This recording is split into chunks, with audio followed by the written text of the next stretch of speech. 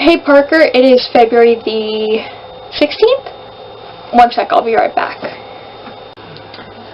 That's better. Okay, so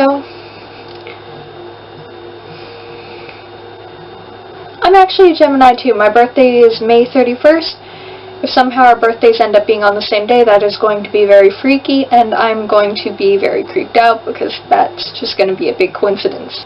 So now on to this video. So one of my professors, my English professor actually, assigned me a project that is extraordinarily difficult. I have to write an essay from the position of someone who is pro-life. Now, I'm pro-choice. I'm not going to turn this into a debate. That's just my stance on the subject. So this essay is from the point of view of someone who is pro-life trying to convince a pro-choice person to switch positions. Now, when I first got this assignment, I was kind of annoyed, to say the least, because I'm pro-choice for a reason. I'm pro-choice because I can't think of arguments for someone from a pro-life standpoint. Like, it just doesn't compute. But the more I got to thinking about it, the more I can see the merits that this assignment has.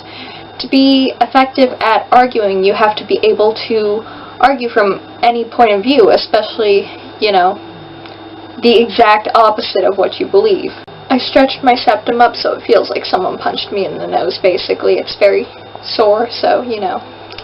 So while this assignment is going to be a very tough one for me to wrap my head around and to actually get through and be able to validate points that I don't believe in, I'm kind of pumped that I got an assignment like this. It's one of the most challenging assignments I've gotten since I came to college, just because it really requires you to think. The thing that is most difficult about coming up with 3 solid arguments for this is we're not allowed to use the basis of religion as an argument. She says that it's all fine and good that we all have our religious opinions and beliefs, but they shouldn't come into play when you're trying to convince someone of something, because your religious beliefs might not coincide with their religious beliefs, so you need to have factual and logical arguments.